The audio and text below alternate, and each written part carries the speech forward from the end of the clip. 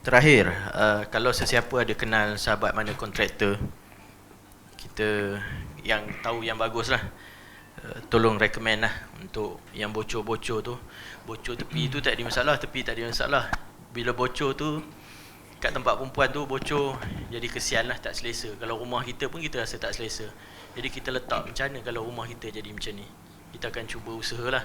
Saya dah tanya Abang Kadir kata tunggu kering dulu baru bubuh gam silikon. Tapi nak tunggu kering tu, ni dekat seminggu dah. Jemaah duk tengok tu, sikit hari dia jatuh tu. Kalau jatuh tengah ada orang, kesian lah.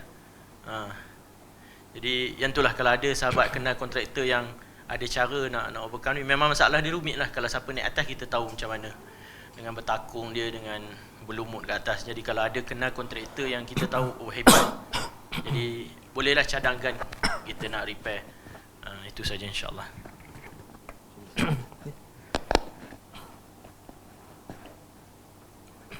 Bismillahirrahmanirrahim. Assalamualaikum warahmatullahi wabarakatuh. Alhamdulillahirabbil alamin, wassalatu wassalamu ala asyrafil anbiya'i wal mursalin wa ala alihi wa sahbihi ajma'in. Allahumma 'allimna ma yanfa'una wanfa'na bima 'allamtana warzuqna 'ilman yuqarribuna ilaika ya arhamar rahimin. Allahumma faqihna fid din wa 'allimna ta'wil wahdina siratakal mustaqim.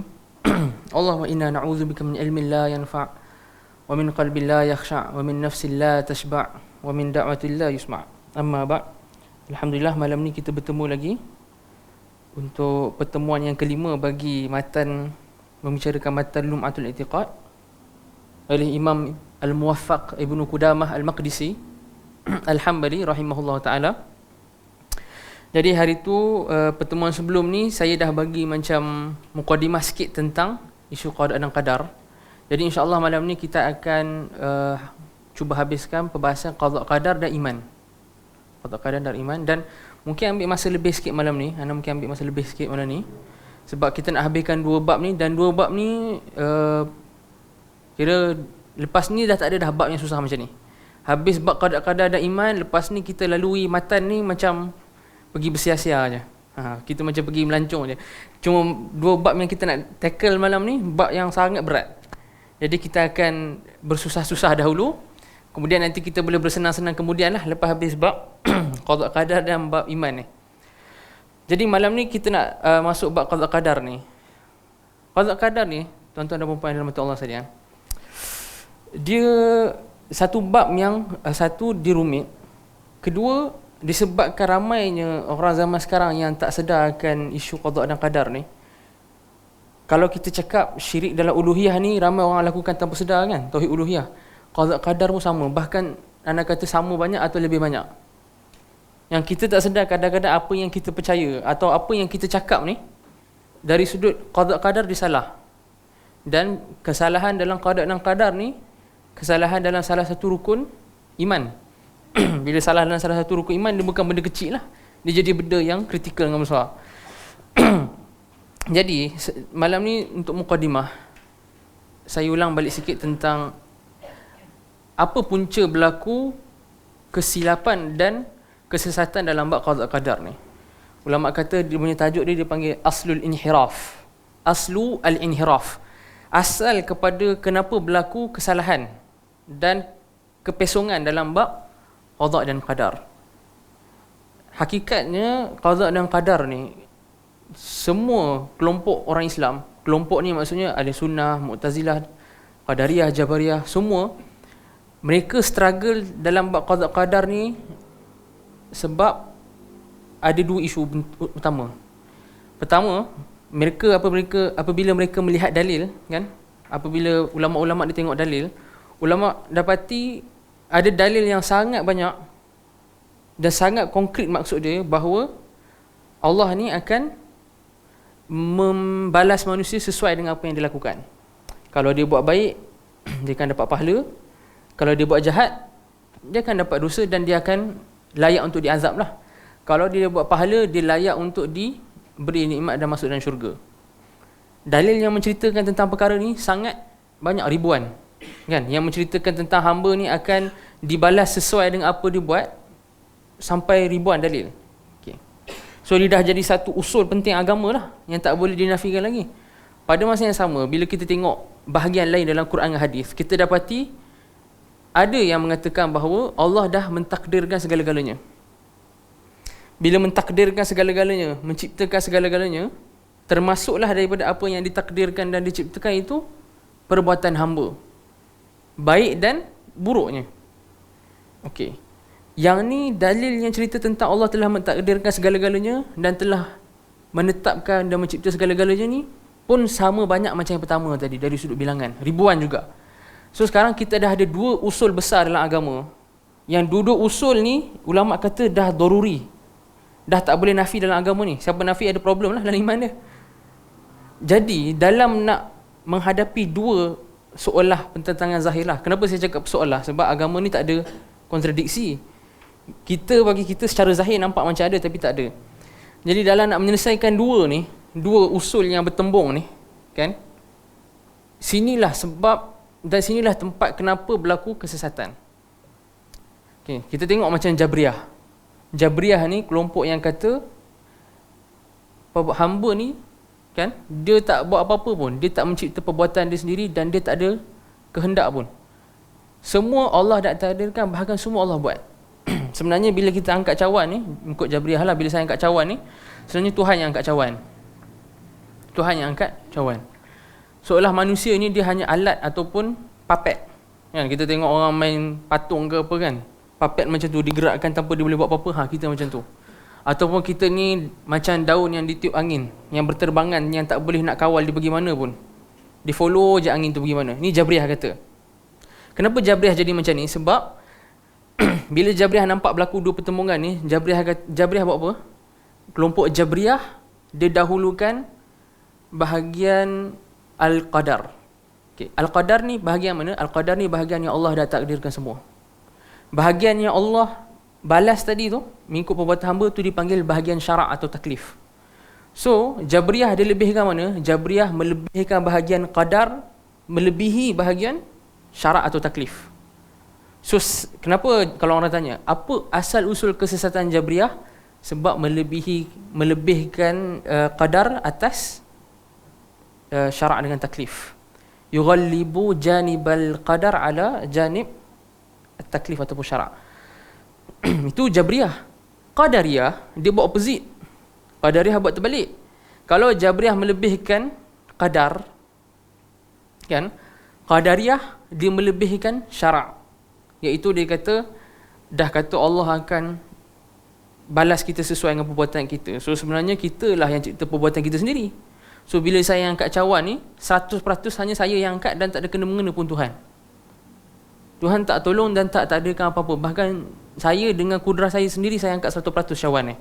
Yang ni Qadariyah. Qadariyah dia lebihkan mana? Dia lebihkan bahagian syarak. Dia menangkan syarak atas qadar. Kan? Yughallib janib asy-syara' atau taklif tadi ala al-qadar. Okey. So, okey. Sebelum kita pergi kepada ahli sunnah, kita jawab mudah je. Kenapa benda ni salah? Kalau orang tanya, apa bukti diorang ni salah Ustaz? Bukti dia senang sekarang ni. Dua-dua benda ni kita dah cakap tadi dia daruri. Benda daruri dan qat'i, kita mana boleh tolak? Kan? Benda daruri ni maklumat yang pasti, maklumat 100%. Dalam agama ni bila maklumat tu 100%, tak ada kemungkinan kita boleh tolak. Okay, contohnya macam kenabian Nabi SAW, itu maklumat daruri. Maklum minad din bidarurah. Tak ada siapa boleh tolak melainkan dia tak nak jadi orang Islam lah. So seperti mana maklumat tentang Nabi itu daruri, maklumat tentang syarak dan qadar ni pun daruri. So kita mana boleh main tolak macam tu je. Sebab itulah ahli sunnah dia je betul. Sebab apa? Sebab ahli sunnah tak tolak dua-dua. Dia tak terima, dia tak buat macam yang lain. Yang lain lebihkan salah satu kan. Bahkan ahli sunnah terima dua-dua dan menggabungkan di antara kedua tu. Dia tak melebihkan yang ni atas yang ni, dia tak melebihkan qadar atas syarak, tak melebihkan syarak atas qadar. Sebab tu Syekhul Islam Ibn Taymiyah dia kata ahli sunnah ni yajma' al-jama' bainas syar'i wal qadar. Al-jama' gabungkan. Bukan kita lebihkan. Kita bukan lebihkan salah satu, kita gabungkan. Kita pakai dua-dua, kita terima dua-dua. Kita harmonikan dan selarikan dua-dua. So yang ni Yang ni masih lagi mukadimah. Yang ni saya cerita tentang kenapa manusia boleh jadi sesat dalam isu al-qadar dengan syarak ni. Jadi kemudian kita pergi tentang sejarah bila start berlaku kesesatan kan. Saya dah sentuh sebelum ni yang kesesatan dalam bab qadar-qadar ni muncul awal di akhir zaman generasi sahabat kan radhiyallahu anhum ajma'in. Bahkan sebahagian sahabat yang wafat lambat, yang mereka ni kita cakap dari sudut status tinggi lah, macam Ibnu Umar, mereka sendiri tahu tentang kewujudan golongan ni, golongan yang dah sesat dalam bab qada dan qadar. Ibnu Umar wafat sekitar 60 ke 70 lebih hijrah gitu. Anda tak ingat secara tepat 68 ke 72. Tapi Ibnu Umar, anak kepada Sayyidina Umar radhiyallahu anhuma, dia wafat dalam 60 ke 70 lebih. So waktu tu dah mula kesesatan dalam bab qada dan qadar. So kalau kita tengok timeline kan, timeline kemunculan bid'ah dalam i'tiqad, dimula dengan 35 muncul Khawarij, 35 lebih lah, 37, 40 lebih start Syiah. Walaupun Syiah ni asalnya politik kan, politik je, siasi je, kemudian dia jadi Aqadi. 70 lebih muncul Qadariyah. Qadariyah ni bid'ah yang ke berapa? 3. Kan? So bila kita tengok dari sudut awalnya muncul, yang paling awal Khawarij, Syiah and then Qadariyah. Dan sebenarnya agak awal lah sebab dia muncul zaman sahabat. Saya akan bacakan hadis pertama dalam Sahih Muslim. Sebab kenapa? Sebab hadis pertama dalam Sahih Muslim dia menceritakan secara detail tentang kemunculan qada dan qadar. Kalau tuan-tuan dan puan nak tahu kemunculan sejarah dia, tuan-tuan buka Sahih Muslim, tengok hadis pertama, senang. Memang hadis pertama dalam Sahih Muslim, Imam Muslim dah bawa dah. So kata Al-Imam Muslim bin Hajjaj dalam kitab sahih beliau, Bismillahirrahmanirrahim, Kitabul Iman, bab Bayanul Iman wal Islam wal Ihsan. Ni dalam Sahih Muslim. Ni maklumat tambahan je lah. Sahih Muslim ni, kalau tuan-tuan dan puan-puan buka, dia ada kitab dengan bab kan. Macam semua kitab hadis lah, ada kitab dengan bab. Sebenarnya dalam Sahih Muslim, Imam Muslim tak buat bab. Bab tu bukan dia tulis. Bab tu imam lain tulis. Ikut majoriti ulama' yang tulis bab tu Imam Nawawi. Sebab Imam Nawawi ada syarah Sahih Muslim. So yang bab tu bukan Imam Muslim sendiri tulis lah. Yang Imam Muslim tulis yang mana? Kitab je. Kitab ni lagi umum, bab lagi terperinci kan. Kitab Al-Iman, dalam tu ada banyak bab. Yang Imam Muslim betul-betul tulis yang Kitab Al-Iman. Bab-bab tu Imam An-Nawawi tambah. So kalau tuan-tuan dan puan-puan tengok, oh Sahih Muslim ada bab ni, ya itu bukan Imam Muslim yang letak bab tu, itu Imam Nawawi. Okey. So hadis pertama, Haddathani Abu Khaythamah Zuhair bin Harbin qala haddathani Waqi' an Kahmas an Abdullah bin Buraidah an Yahya bin Ya'mar atau Ya'mur wa haddathana Ubaidullah bin Mu'az al-Anbari wa hadha hadithuhu qala haddathana Abi qala haddathana Kahmas an Ibn Buraidah an Yahya bin Ya'mur qala. Okey. Yahya bin Ya'mur adalah perawi hadis ni. Yahya bin Ya'mur ni siapa? Tuan-tuan dan puan-puan sekalian, dia adalah tabi'in. Tabi'in yang hidup sezaman dengan para sahabat lah, cuma tak sempat jumpa Nabi SAW. Yahya bin Ya'mur nama dia, atau Ya'mar. So kata Yahya bin Ya'mar, kana awwalu man qala fil qadar bil Basrah Ma'bad al-Juhani. Orang yang pertama bicarakan tentang qadar ni, terutamanya kesesatan lah dalam bab qadar ni dekat Basrah, nama dia Ma'bad al-Juhani. Ma'bad al-Juhani. Okey. Fantalaqtu ana wa Humaid bin Abdurrahman al-Himyari. Kemudian saya, Yahya ni kata, dan kawan saya Humaid al-Himyari, kami bertolak. Bertolak ke mana? Hajaini atau mu'tamiraini. Kami bertolak nak pergi haji ke nak pergi umrah, macam itulah. Maksudnya perawi tu syak. Dia orang nak pergi haji ke nak pergi umrah. Tapi dia dengan kawan dia, Imam Yahya dengan Imam Humaid ni, yang dua-dua tabi'in ni, mereka nak pergi buat haji dengan umrah. Kenapa dia orang nak buat haji dengan umrah? Ni dia beritahu. Faqulna law laqina ahada min ashabi Rasulillah sallallahu alaihi wasallam fasa'alnahu amma yaqulu haula. Kalau kita dah buat haji dengan umrah, kita dah pergi Mekah dengan Madinah. Mekah Madinah ramai sahabat. Alang-alang kita ambil kesempatan tu untuk tanya sahabat lah apa yang jadi kan. Apa yang kita nak jawab dekat geng-geng sesat dekat Basrah ni, Ma'bad al-Juhani ni. Kemudian dia pergilah bertolak dengan kawan dia. Fawuffiqa lana Abdullah bin Umar bin al-Khattab. Abdullah bin Umar bin al-Khattab dakhilan al-masjid faktanaftuhu ana wa sahibi. Kemudian ditakdirkan kita terserempak dengan Ibnu Umar. Ibnu Umar waktu buat haji atau umrah tu lah. Maka dia kata dia dengan kawan dia kepung Ibnu Umar. Kepung tu nak tanya lah, bukan kepung nak pukul ke apa, kepung nak tanya. Takkan nak buat macam tu kan, kepung nak soal jawab macam kita kat Malaysia ni. Kadang-kadang ada ustaz dah habis ceramah ke apa, dia nak balik tu ada orang duk ikut kepung-kepung dia, macam tu lah. So dia kepung Ibnu Umar. Satu kat belah kanan, satu belah kiri. Maksudnya dia dengan kawan dia, seorang belah kanan, seorang belah kiri lah. Mula-mula dia ingatkan kawan dia nak cakap. Rupanya kawan dia diam je, maksudnya kawan dia pun segan. So kawan dia macam nak bagi syarat, hang lah cakap dengan Ibnu Umar kan, tak berani. Ibnu Umar ni senior ulama dah lah, alim, sahabat pula kan, senior. Dia takut. Maka dia belum cakap. Siapa? Yahya pun cakap. Dia kata, Aba Abdurrahman ni Ibnu Umar punya nama, apa, kunyah. Wahai Abu Abdurrahman, maksudnya wahai Ibnu Umar, innahu qad zahara qibalana nasun yaqra'una al-Quran. Sebenarnya dekat bahagian kami ni dah muncul orang yang baca Quran. Dia orang ni baca Quran. Dan zaman tu bila mereka kata qara'a, kita jangan terjemah baca je. Zaman awal perkataan qara'a kita terjemah qara'a baca dan hafal. Biasanya ulama salaf kalau mereka kata qara'al Quran, maksudnya hafizal Quran sekali. Bukan baca sahaja. Maksudnya mereka ni yang sesat ni siapa? Orang yang hafal Quran. Tapi apa dia buat? Wa yataqaffazuna al-ilm al-ilm wa zakara min sya'nihim annahum yaz'umuna alla qadar. Tapi dorang ni jenis suka gali ilmu. Al-ilm sini dia tak beritahu ilmu apa, dia just cakap gali ilmu. Ilmu kat sini yang dia maksudkan apa? Imam Ahmad ada hurai dekat kitab Ar-Ra'ala Zanadiqah. Imam Ahmad kata ilmu yang depa duk baca ni, geng-geng yang hafal Quran dekat Basrah duk baca ni apa? Ilmu falsafah. Sebab zaman tu antara bibit awal berlaku penterjemahan buku-buku yang daripada budaya luar dan agama luar, falsafah luar ke dalam bahasa Arab. Mereka menyangka Allah qadar wa annal amra unuf. Ini famous statement ni. Ma'bad ni geng-geng dia kata apa? Al-amru unuf. Apa maksud al-amru unuf? Al-amru unuf ni maksudnya semua ketentuan yang dah berlaku, semua ketentuan yang berlaku ni Allah tak tahu pun melainkan setelah dia berlaku. Maksudnya apa? Allah tak tahu. Ni contohlah. Saya tak kata macam ni, ini pendapat diorang. Pendapat diorang yang sesat ni. Mereka kata Allah tak tahu yang saya akan angkat cawan ni lagi 5 saat. Kemudian saya angkat. Bila saya angkat ni, saat saya angkat waktu tu baru Allah tahu. Maksudnya ilmu Allah ni dia tak mendahului perbuatan hamba, tapi dia hanya tahu setelah berlaku.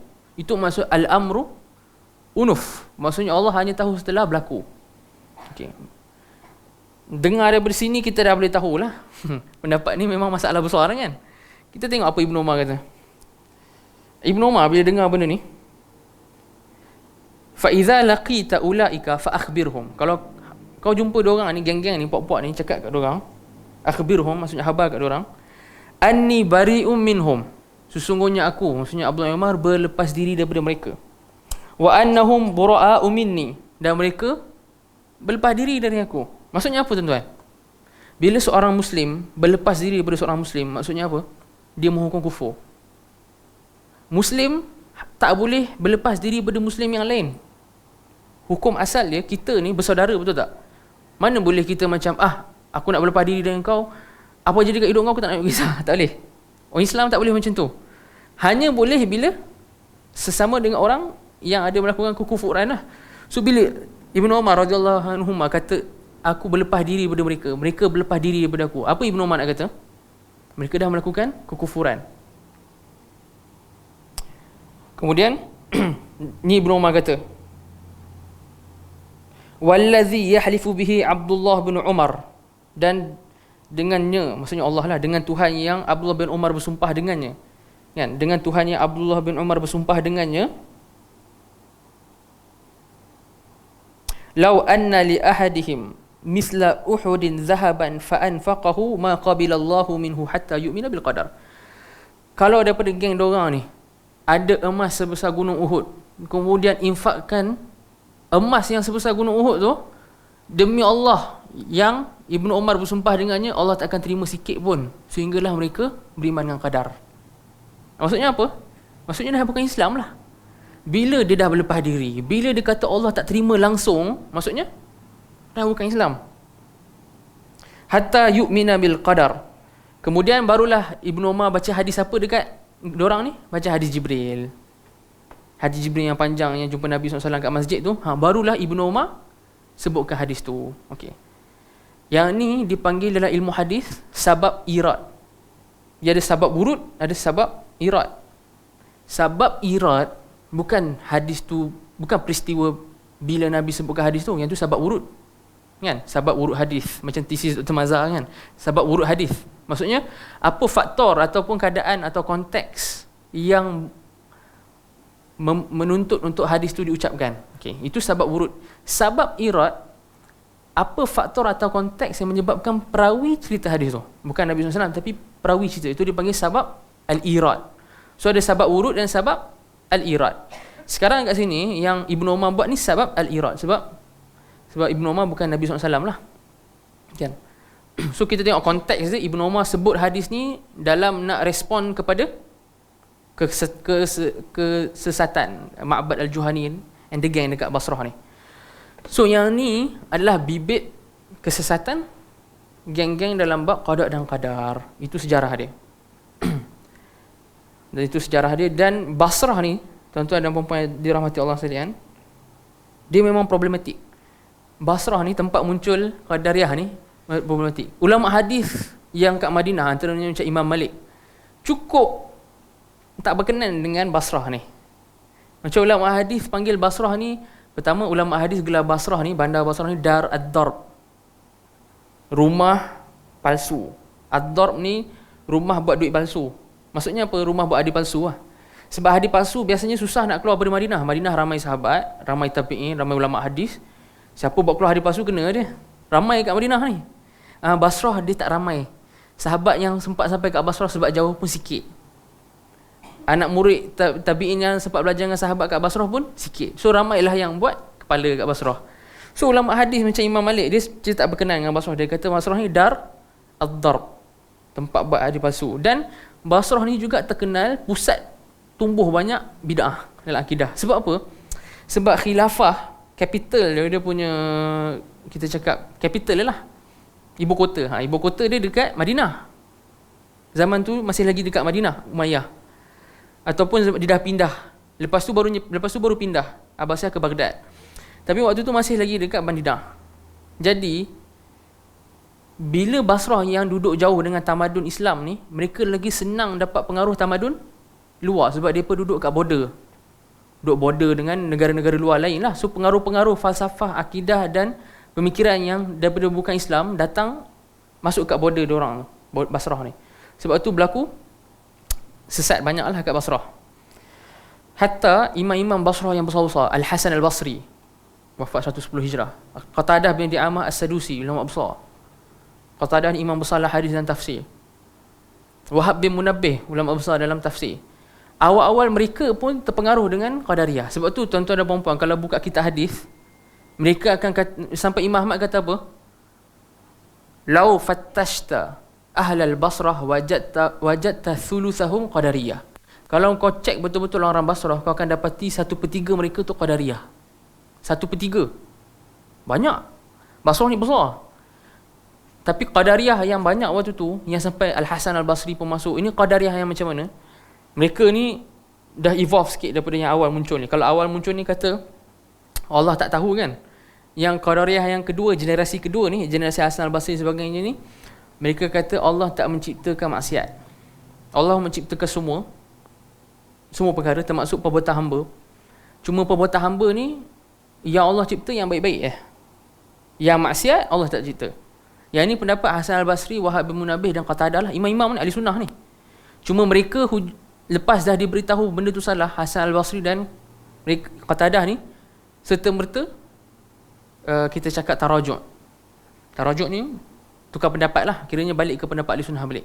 Sebab mereka tak tahu. So bila ada ulama yang bagi tahu ke Hasan Al-Basri pendapat ni salah apa semua, Hasan Al-Basri tinggalkan pendapat lama tu, pergi ke pendapat ahli sunnah wal jamaah. Jadi kalau orang belajar hadis, dia akan buka kitab perawi hadis kan, ilmu kitab rijal ke apa.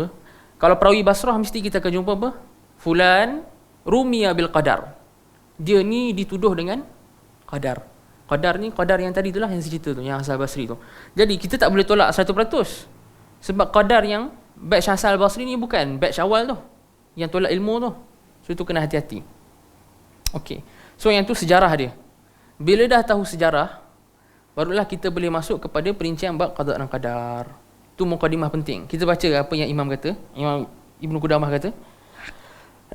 Qala al-Imam al-Muwaffaq rahimahullah wa nafa'ana bi ulumihi fid darain wa min sifatillahi ta'ala annahu al-fa'alu lima yurid. Di antara sifat Allah itu adalah dia berbuat sesuai kehendaknya. Fa'alu lima yurid. La yakunu syai'un illa bi iradatih. Apa yang berlaku tidak akan terjadi melainkan dengan kehendaknya. Maksudnya apa? Apa yang berlaku mesti Allah kehendak. Kalau Allah tak kehendak, tak berlaku. Wala yakhruju syai'un an masyiatih, dan tidak akan terkeluar sesuatu pun dari takdir dan kehendaknya. Walaisa fil alami syai'un yakhruju an taqdirih. Tak ada apa yang berlaku kat alam ni yang keluar daripada takdirnya. Wala yasduru illa an tadbirih. Pun maksud lebih kurang samalah. Wala mahida anil qadaril maqdur. Wala mahida anil qadaril maqdur. Kalau tengok dekat terjemahan dia dekat hujung baris ketiga, tidak ada yang bisa melampaui apa yang tertulis di Lauh Mahfuz tu. Wala mahida anil qadaril maqdur wala yatajawazu ma khutta fil lauhil mahfuz. Kan? Arada mal alamu fa'iluh walau asamahum lama khalafuh. Dia menghendaki bukan alam yang melakukannya. Seandainya dia menjaga mereka, tentu mereka tidak menyelisihinya. Dia terjemah salah ni. Dia nak kata apa? Apa yang Imam Ibnu Qudamah nak kata? Kalau apa yang Allah tak kehendaki, apa yang berlaku kat alam ni untuk berlaku, tak jadilah. Tak boleh jadi. Walau asamahum lama khalafuh. Kalau Allah halang dan tak bagi berlaku, tak ada siapa boleh lawan. Walau syaa an yuti'uhu jami'an la ata'uh. Kalau Allah nak semua orang taat Allah, nescaya semua taat. Walau syaa an yuti'uhu jami'an la ata'uh. Khalaqal khalqa wa af'alahum. Allah mencipta makhluk beserta perbuatan-perbuatan mereka. Ini akidah ahli sunnah lah. Akidah ahli sunnah wal jamaah, semua perbuatan kita Allah cipta. Wa qaddara arzaqahum wa ajalahum, dan Allah lah yang menentukan atau mentakdirkan rezeki-rezeki mereka dan ajal-ajal mereka. Yahdi man yasha'u bi rahmatih. Dialah yang memberi hidayah dengan rahmatnya. Wa yadhillu man yasha' atau wa yudhillu man yasha' bi hikmatih, dan dia menyesatkan orang yang dia nak. Kenapa? Dengan hikmahnya. Allah menyesatkan seseorang pasti dengan hikmah, bukan sia-sia, bukan zalim. Mustahil Allah menyesatkan seseorang atau menghukum seseorang tu masuk neraka melainkan ada hikmah. Dan mustahil Allah berlaku zalim. Sebab apa? Ahli sunnah percaya siapa yang masuk neraka sebab dia layak masuk neraka. Siapa masuk syurga sebab dia memang layak masuk syurga. Qala Allah Ta'ala la yus'alu amma yaf'al wa hum yus'alun. Dia tidak ditanya atas perbuatannya. Maksudnya Allah ni tak ada siapa boleh question apa Allah takdir, apa Allah buat. Dia tidak ditanya atas perbuatannya. Oh, kenapa Allah buat macam ni?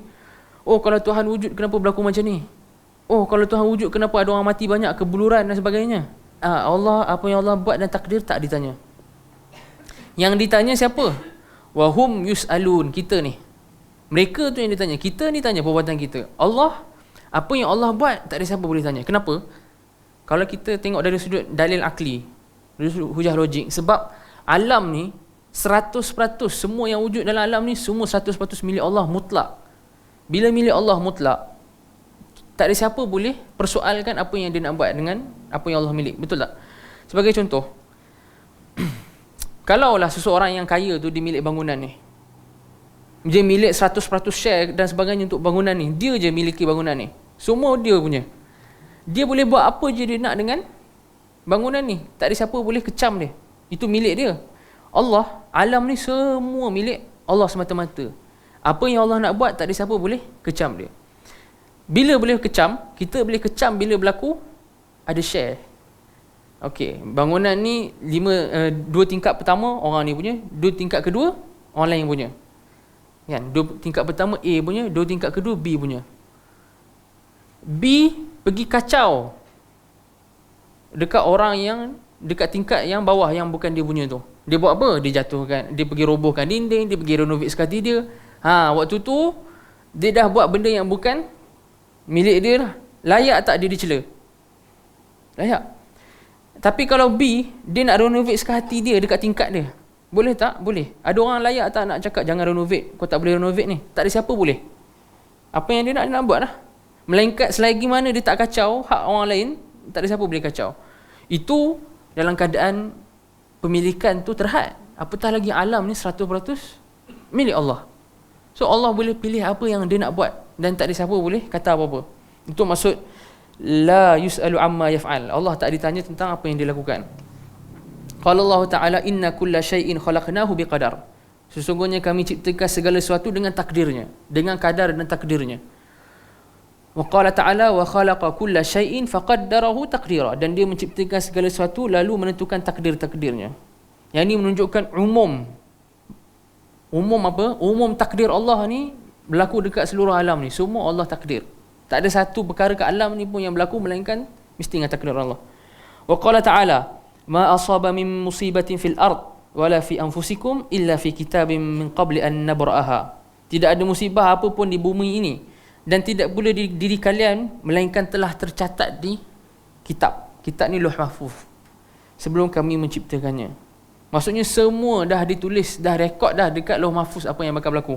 Wa qala ta'ala faman yuridillahu an yahdiyahu yashrah sadrahu lil Islam wa man yurid an yudillahu yaj'al sadrahu dayyiqan haraja. Barang siapa yang Allah menghendaki akan memberikan kepadanya petunjuk, nescaya Allah akan melapangkan dada dia.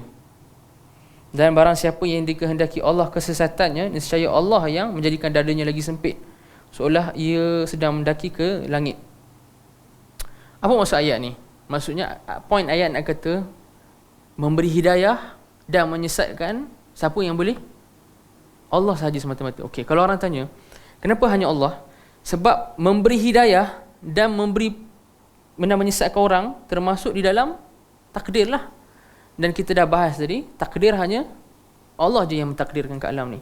Bila hanya Allah yang mentakdirkan ke alam ni, dah hidayah dan menyesatkan termasuk bawah takdir, so yang boleh beri hidayah dan menyesatkan siapa? Allah sahaja. Hatta Nabi SAW pun tak boleh. Melainkan hidayah Nabi bagi, hidayah apa? Hidayatul irsyad. Allah bagi hidayatul taufiq. Hidayatul irsyad ni apa? Bagi manual. Tapi siapa yang bagi hidayah untuk ikut manual tu, itu Allah je.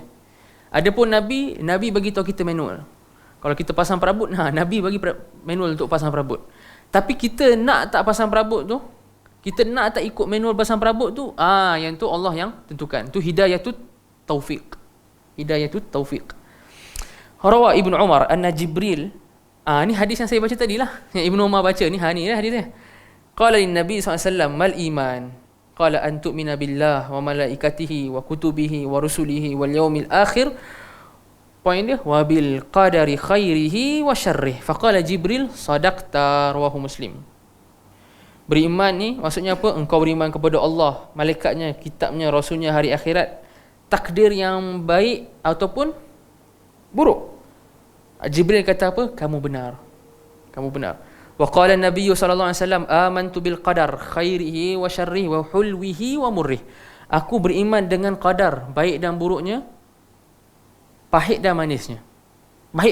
Pahit dan manis dalam bab qadar ni, ini bukan benda mudah. Bahkan saya pun sebagai ustaz senang untuk saya sebut hulwihi wa murrih, pahit dan manis. Tapi yang betul-betul boleh realisasikan iman dengan qadar pahit dan manis ni hanya orang yang betul-betul tinggi iman. Sebab betapa ramai daripada kita bila kena takdir yang pahit, apa kita rasa awal-awal? Kenapa aku kena? Kenapa benda ni jadi? Bahkan kita rasa, aduh, kenapa benda jadi? Aduh, susahnya. Itu pun tanda kekurangan iman. Tanda kekurangan iman. So, beriman kepada qadar, baik dan buruk, pahit dan manis sangat susah. Ada setengah orang Allah uji macam-macam. Saya pernah tengok ada orang ni Allah uji, dia ada jangkitan kat dia punya kulit otak dia. Dia tak boleh gerak 1 cm pun badan dia. Dia tak mati. Tak boleh mati. Dia tak mati. Dia dah lama, orang cakap bedridden lah. Dia bedridden ni, kalau orang bedridden, dia duduk atas katil je mungkin dia boleh gerak-gerak lagi. Dia ni bedridden dan tak boleh gerak 1 sentimeter badan dia. Itu iman dengan qadar hulwihi. Yang pahit susah. Yang pahit susah tuan-tuan dan puan. Itu perlukan latihan dan perlukan iman dan pengetahuan yang tinggi terhadap hikmah Allah. Kita kena percaya ada hikmah Allah. Itu benda yang sangat susah. Sangat susah. Wa min du'ain Nabi sallallahu alaihi wasallam alladhi 'allamahu al-Hasan bin Ali yad'u bihi fi qunutil witr. Ni yang kita baca time kunut. Waqini syarra ma qadait. Jagalah aku dari keburukan apa yang kau takdirkan. Hadis ni juga dalil kita boleh istinbat apa? Antara qada Allah tu benda yang buruk. Hadis ni kata, jagalah aku dari keburukan apa yang engkau takdirkan. Maksudnya Allah ada takdirkan keburukan tak? Ada. Nanti kita akan bahas lagi detail. Apa maksud Allah takdirkan keburukan? Boleh tak kita cakap Allah ni buat keburukan dan sebagainya? Cuma hadis ni kita boleh istinbat dari sini, ya. Antara apa yang Allah takdirkan juga, antara sebahagian daripada qada-qadar ada perkara yang buruk. Wala naj'alu qada Allahi wa qadarahu hujjatan lana fi tarki awamirihi wa ijtinabi nawahi. Kita tidak menjadikan qada dan takdir Allah sebagai hujah untuk kita meninggalkan perintah dan menjauhi larangannya. Ahli sunnah, akidah kita adalah bila kita melakukan dosa, kita tak berhujah kita lakukan dosa itu sebab takdir. Kenapa mencuri? Allah takdir aku mencuri, itu salah. Itu ada problem dalam akidah dia. Bila orang tanya dia, kenapa buat macam ni? Dah Allah takdir. Dan sekarang ni benda ni berlaku, tuan-tuan dan puan. Saya ada tengok artis, dia ada buat isu sensasi baru-baru ni. Orang tanya kenapa? Dia kata Allah takdir, Allah yang tentukan kita hidup kat muka bumi ni macam pelakon sahaja. Maksudnya sekarang dia berhujah kesalahan dia dengan takdir. Ahli sunnah tak buat macam tu, kan? Ahli sunnah kita berhujah dengan takdir untuk musibah. Apa yang menimpa kita daripada musibah, kita boleh berhujah dengan takdir.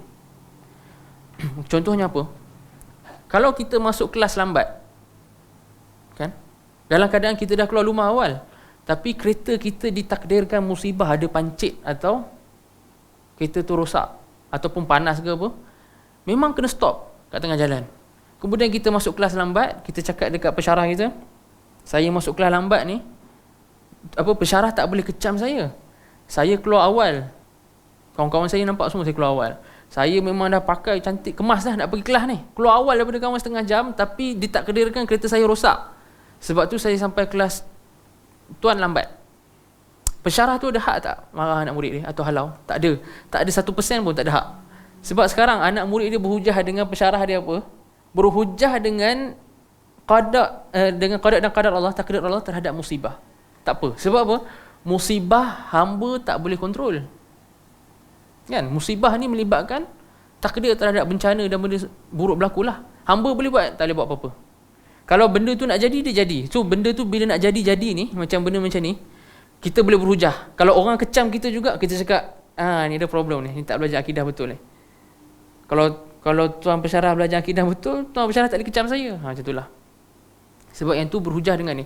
Kalau orang tanya apa dalil dia, ustaz cakap sedap dengan apa dalil dia? Dalil dia ada hadis dalam Sahih Bukhari. Kisah apa? Perdebatan antara Nabi Musa dengan Nabi Adam. Nabi Musa kata apa kat Nabi Adam? Ada hadis dia panjang, saya baca. Ni Nabi Musa ni mengecam Nabi Adam alaihi salam. Okey. An Abi Hurairah radhiyallahu anhu, qala Rasulullah sallallahu alaihi wasallam, ihtajja Adam wa Musa. Adam dan Musa berdebat. Faqala lahu Musa, Musa kata kat Nabi Adam apa? Anta Adam allazi akhrajatka khati'atuka minal jannah. Engkau lah Adam yang dosa engkau mengeluarkan kau daripada syurga. Allazi akhrajatka khati'atuka minal jannah. Kesalahan kau telah mengeluarkan kau daripada syurga. Kan? Kenapa Nabi Musa nak kecam Nabi Adam? Nabi Musa nak kata, kalau tak sebab engkau wahai Adam alaihi salam, kita semua dah kat syurga dah sekarang ni. Kita semua dah stay kat syurga dah. Tapi sebabkan engkau lah, kita semua kena duduk kat sini. Sebab tu dunia ni nama dunia, tuan-tuan. Dunia ni dalam masyarakat maksud dia rendah. Maksudnya kita disebabkan buat kesalahan, kita kena duduk tempat rendah. Macam itulah. Tengok Nabi Adam jawab balik apa? Nabi Adam kata, anta Musa allazi istafaka Allah bi risalatihi wa bi kalamih. Engkaulah Musa yang Allah telah pilih untuk risalahnya, untuk jadi rasul dan untuk dialog kalamnya. Musa ni kalimullah kan. Thumma talumuni ala amrin quddira alai. Kemudian kau kecam aku terhadap perkara yang quddira alai, yang dah ditakdirkan untuk aku. Qabla an ukhlaq. Benda ni dah ditakdir sebelum aku dicipta lagi. Okey. Siapa jadi hakim antara perdebatan ni? Nabi SAW. Nabi kita SAW jadi hakim. Nabi SAW kata apa? Fahajja Adamu Musa. Adam buat Nabi Musa speechless. Kenapa Nabi Musa tak jawab? Sebab Nabi Musa tahu Adam berhujah dengan takdir, bukan atas dosa tapi musibah. Kita perhati, Adam kata tak, aku buat dosa ni sebab Allah takdir ke? Dia kata aku keluar daripada syurga ni Allah yang takdir. Dia kata aku keluar daripada syurga sebab Allah yang takdir. Keluar daripada syurga musibah tak? Ya, musibah. Boleh tak berhujah? Boleh. Sebab tu Nabi Adam berhujah macam tu. Sebab tu Nabi Musa tak jawab balik. Dan sebab tu Nabi Muhammad kata yang menang SAW, yang menang adalah Nabi Musa. Kan? So, boleh tak kita berhujah dengan musibah? Yang menang adalah Nabi Adam, silap. Boleh tak kita berhujah dengan musibah? Boleh, itu dalil dia. Dalil hadis mana? Sahih Bukhari. Hadis dalam Sahih Bukhari. Okey, kemudian kita sambung kata Imam Ibnu Qudamah, wa na'lamu okey, wala naj'alu qada Allahi wa qadarahu hujjatan lana fi tarki awamirihi wa ijtinabi nawahihi bal yajibu an nu'mina wa na'lama anna lillahi 'alaina al-hujjah bi inzalil kutub wa bi'atsatir rusul. Qala Allah Ta'ala li alla yakuna lin-nasi 'ala Allahi hujjatun ba'da ar-rusul. Bahkan wajib kita beriman dan yakin bahawa Allah memiliki hujah atas kita dengan turunnya Alkitab dan mengutus para rasul. Allah telah berfirman agar tidak ada alasan bagi manusia membantah Allah sesudah diutusnya rasul-rasul itu. Wa na'lamu anna Allah subhanahu ma amara wa naha illa al-mustati' lil fi'li wat tark. Ini poin penting. Kita yakin bahawa Allah Subhanahu wa taala tidak memerintah dan melarang melainkan kepada yang mampu berbuat dan meninggalkannya. Maksudnya apa? Allah hanya memerintah untuk lakukan perbuatan tertentu dan melarang kita daripada melakukan perbuatan tertentu hanya kerana kita memang mampu buatlah. Sebab apa? Dalil akli kata sia-sia kita perintah orang untuk buat benda yang kita tahu dia takkan mampu buat. Dan sia-sia kita larang orang jangan buat benda yang kita tahu dia takkan buat. So adakah Allah melakukan perkara sia-sia? Mustahil. Jadi bila Allah suruh kita buat, Allah larang kita daripada buat. Maksudnya Allah tahu kita mampu buat. Faham? Maksudnya faham berhujah. Maksudnya bila kita tahu Allah suruh kita buat dan Allah larang kita daripada buat satu perkara, maksudnya Allah tahu kita memang ada kemampuan untuk buat perkara tu. Sebab apa? Sebab kalau kita memang tak mampu buat, apa faedah daripada Allah menyuruh dan melarang? Ada faedah saya suruh air ni, okey, gerak 3 langkah ke hadapan. Dia tak boleh buat apa-apa, tak ada faedah. Ada faedah saya larang air ni, okey, jangan berzina. tak mustahil. Ini menunjukkan kalau arahan dan larangan tu untuk benda yang memang tak mampu buat, arahan dan larangan tu benda yang abas, sia-sia. Dan Tuhan Subhanahu wa taala yang paling suci daripada melakukan perkara sia-sia. Ini dalil akli. Maksudnya ahli sunnah guna dalil akli. Maksudnya ya, manusia memang ada kudrah untuk buat. Sebab tu Tuhan suruh atau Tuhan larang. Sebab apa? Sebab ada kelompok macam Jabriyah kata manusia tak ada kudrah. Ini untuk hujah dengan orang. Wa annahu lam yujbir ahadan ala ma'siyah. Allah tak paksa siapa pun untuk bermaksiat. Walattarrahu ila tarki ta'ah, dan Allah pun tak paksa orang untuk tinggalkan ketaatan. Qala Allah Ta'ala la yukallifullahu nafsan illa wus'aha. Allah tidak membebani jiwa melainkan sebatas kesanggupannya. Kesanggupan ni mungkin terjemahan negara jiran kita, negara lagi tepat kemampuan. Allah tidak membebani jiwa melainkan sebatas kemampuannya. Wa qala ta'ala fattaqullaha mastata'tum. Bertakwalah kepada Allah semampu kalian. Wa qala ta'ala al-yawma tujza kullu nafsin bima kasabat la zulma al-yawm. Pada hari ini setiap jiwa dibalas atas perbuatannya dan tidak ada kezaliman pada hari ini. Fadalla ala anna lil 'abdi fi'lan wa kasban yujza ala husnihi bis thawab wa ala sayyi'ihi bil iqab wa huwa waqi'un bi qada'illahi wa qadarihi. Ini menunjukkan bahawa hamba memiliki perbuatan dan usaha yang kebaikannya dibalas pahala dan keburukannya dibalas siksa. meskipun semua terjadi dengan qada dan takdir Allah. Okey, itu kalam al-muwaffaq. Kan kita dah go through kalam al-muwaffaq, sekarang kita nak sentuh detail lagi tentang qada qadar yang saya tambahlah, menghuraikan lagi apa yang kita dah tahu daripada kalam Imam Muwaffaq tadi. Hari tu saya dah cerita yang kita ada 4 rukun atau martabat dalam iman qada qadar ni, iman pada qada qadar ni. Pertama, ilmun, kitabatu maulana masyiatuhu, penulisan Allah terhadap takdir, masyiatuhu, kehendak Allah, kadzal khalqu, kemudian penciptaan yang keempat, wa huwa takwinu wal ijad atau wa huwa al ijad wa takwinu. Okey. 4 ni siapa sebut? 4 ni yang first sebut Imam Ibnul Qayyim dalam kitab beliau Shifa'ul Alil fi Masailil Qada'i wal Qadari wal Hikmati wat Ta'lil. Tajuk kitab tu panjang. Shifa'ul Alil, menyembuhkan orang yang sakit. Dalam permasalahan apa?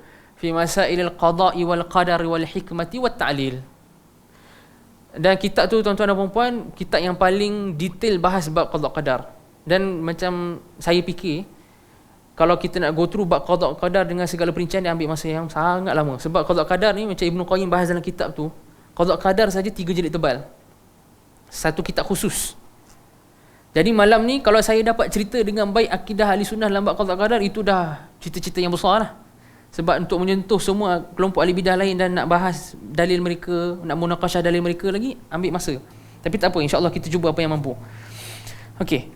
Pertama, kita kena faham qada dan qadar ni dia ada kaitan rapat dengan rububiyah dan asma' wa sifat. Yang ni ramai tak tahu. Beriman dengan qada dan qadar adalah juzuk beriman dengan rububiyah dan asma' wa sifat. Kalau orang tanya kenapa? Jelas dalam 4 rukun yang Imam Ibn Qayyim sebut tadi. Pertama apa? Ilmu siapa?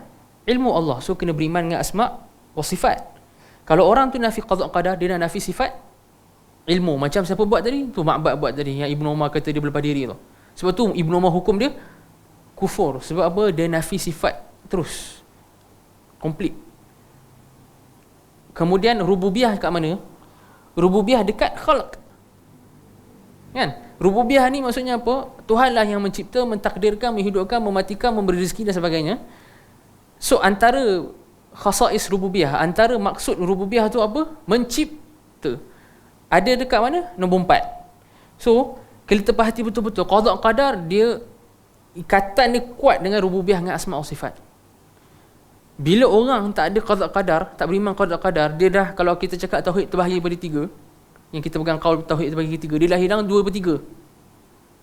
2/3 dah. Orang ada uluhiyah, hilang rububiyah dengan asma' wa sifat, boleh?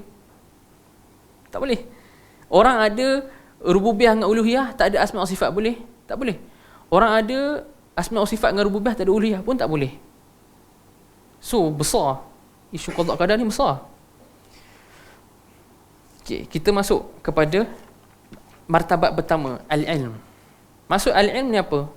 Kita cakap Allah sejak azali dah mengetahui semua yang bakal berlaku secara terperinci. So almost secara terperinci, tak ada apa pun terlepas daripada ilmu Allah. Dan ilmu Allah tu sentiasa macam tu, tak pernah ada berlaku oh Allah tak ingat, tak tahu, terlupa sebagainya. Ilmu Allah merangkumi yang umum dan yang detail. Umum, contohnya tarikh sekian berlaku gerhana, itu al-ilm bil kulliyat. Kalau dalam ilmu akidah dia panggil al-ilm bil kulliyat. Al-ilm bil juz'iyat ni yang tahu terperinci macam mana? Okey, tarikh sekian berlaku gerhana, gerhana tu berlaku tarikh bila, masa bila, dekat mana, siapa nampak, siapa tak nampak, selama mana gerhana, itu juz'iyat. Ahli sunnah kita isbat ilmu Allah ni kulliyat dan juz'iyat, yang umum dan terperinci. Sebab apa saya sebut ni?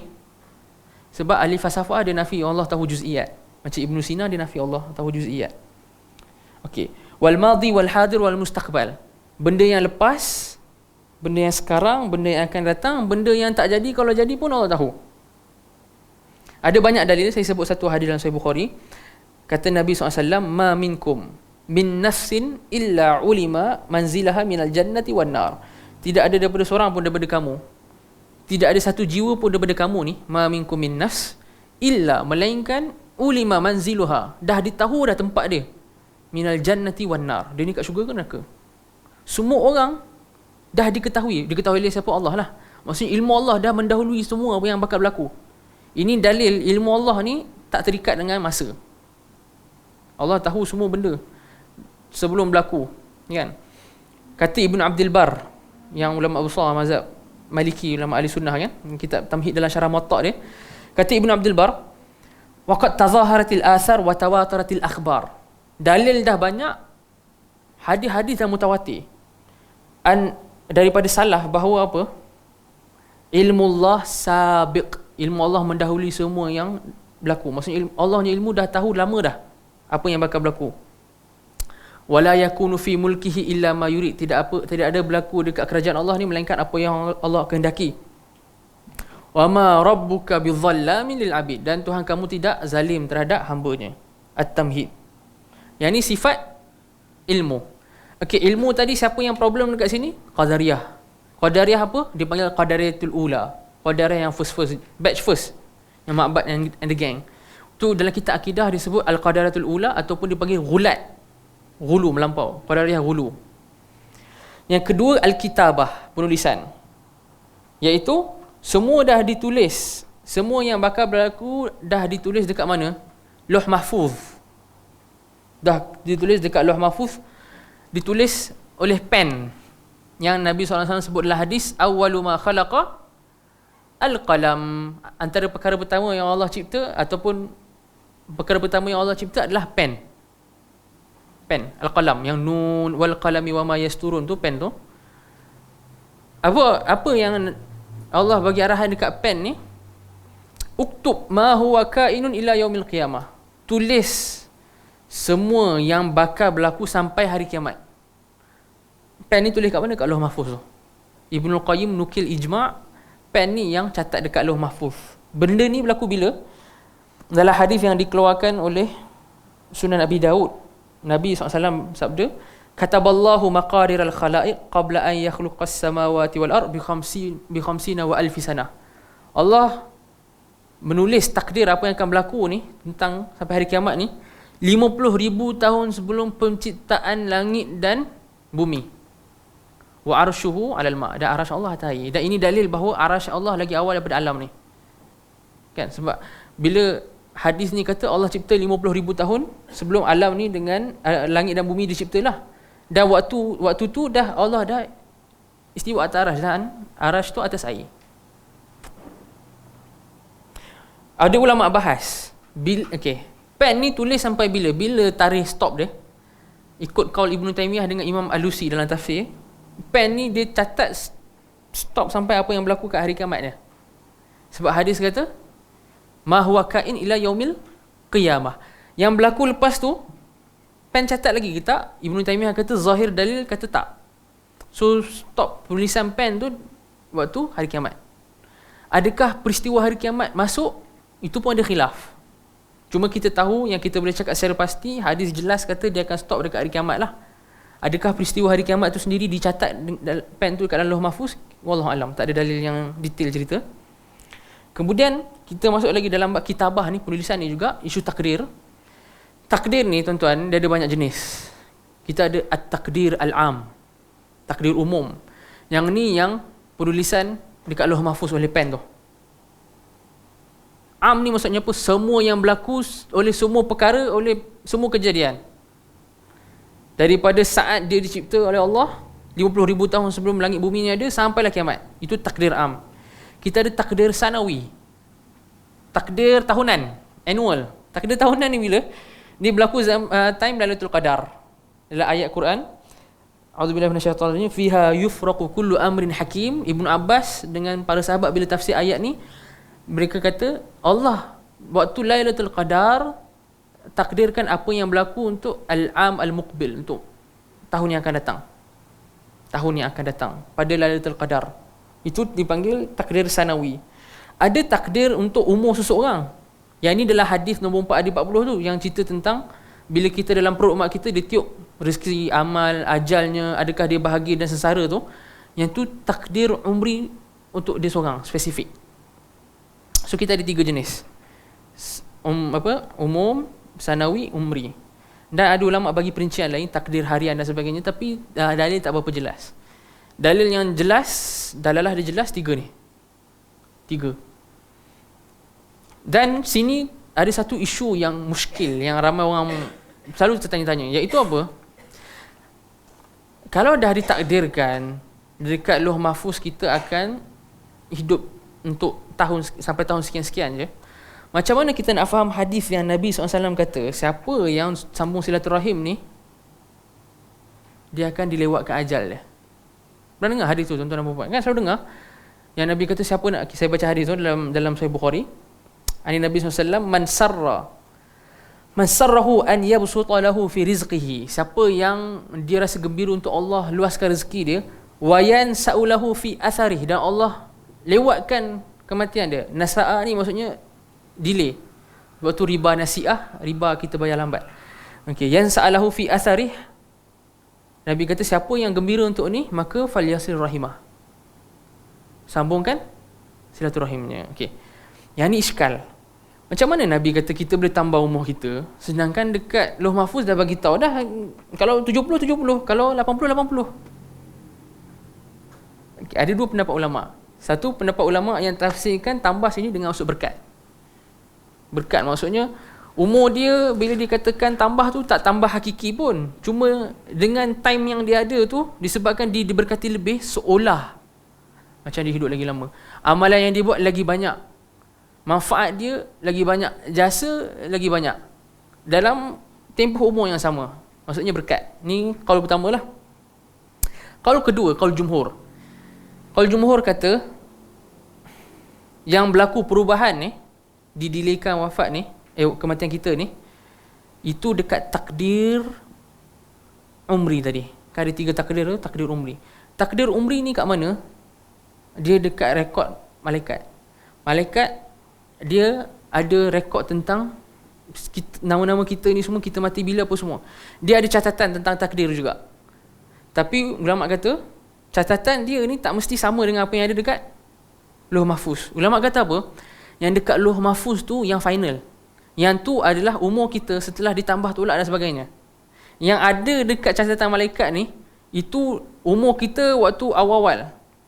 Kalau kita kira dalam accounting, kita cakap untung bersih, untung tak bersih. Tu waktu untung tak bersih, waktu kita first dapat umur. Itu kat catatan malaikat tu. Yang dekat Lauh Mahfuz tu, yang tu umur kita plus dah tambah semua yang bakal kita buat. Jadi, ulama kata malaikat bila dia catat kita wafat sekian-sekian, tengok-tengok kita amal banyak apa semua, diubah. Diubah. Last sekali bila ditakdirkan didapat tengok balik apa yang dicatat tu dekat Lauh Mahfuz, sama. Setelah ditambah kan, katakanlah tambah 80. Malaikat tu pun dia akan tahu nanti apa yang ada kat Lauh Mahfuz tu, dan bila dia tahu, rupanya apa yang aku dapat 80 ni kat Lauh Mahfuz macam kat 80 pun. So itu kaul kedua jumhur.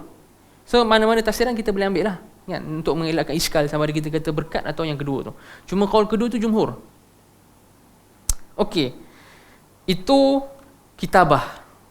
Sekarang kita masuk masyiah dengan iradah. Masyiah kehendak Allah ataupun iradah.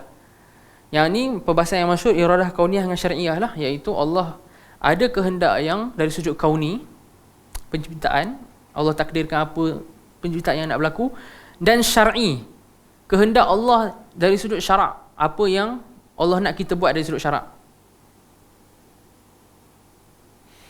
Ahli sunnah dia je yang bahagi iradah ni kepada ni, kauniyah dengan syar'iyah ni. So bagi ahli sunnah, kalau Allah suruh kita solat, itu iradah syar'iyah.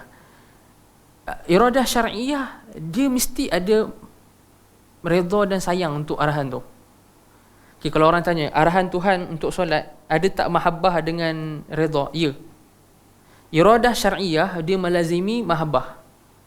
Bila Allah suruh kita buat satu perkara dalam agama dari sudut kebaikan, Allah nak dan Allah suka kita buat benda tu, dan dia redha. Iradah kauniyah melazimi tak mahabbah dengan redha? Tak. Antara contoh iradah kauniyah apa? Kewujudan Firaun.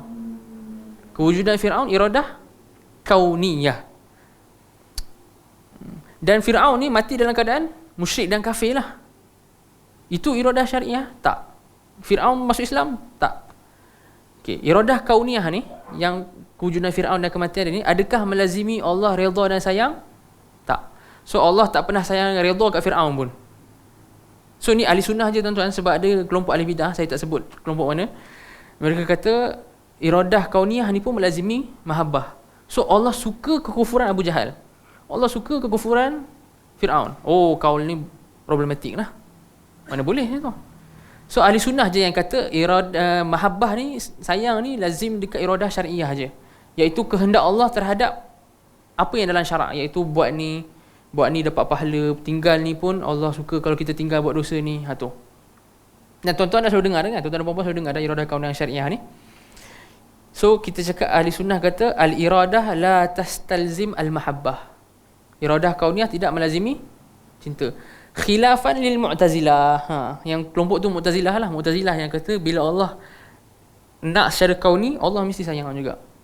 So Allah memang sebenarnya sayang kekufuran Abu Lahab, Abu Jahal, kata Mu'tazilah. So kita na'udzubillah lah kata macam tu kan. Okay, last al-khalq. Al-khalq ni tuan-tuan, dia sangat rumit. Saya sampai taradud, maksudnya saya duk fikir macam mana saya nak cerita detail tentang akidah ahli sunnah dalam bab khalq ni. Saya cuba bagi gambar umum. Ahli sunnah kata Allah cipta semua, termasuk perbuatan hamba. Sebab tu Imam Bukhari pun ada kitab khalq af'al ibad. Maksudnya af'al ibad ni perbuatan hamba pun makhluk. Okey. Dalam kita cakap Allah menciptakan semua, hamba ni ada kehendak tak? Okey, kehendak hamba tu bebas tak? Ya, bebas. Dia ada kehendak, dia bebas. Ada kudrah? Ada. Kudrah ni kemampuan dia nak buat satu benda, ada. Kudrah tu bagi kesan tak kat perbuatan dia? Yang ni khilaf di kalangan semua mazhab. Ahli sunnah je kata kudrah kita bagi kesan, dan kudrah kita bagi kesan ni dia bukan, okey. Bagi ahli sunnah, Allah ada kehendak dan kudrah.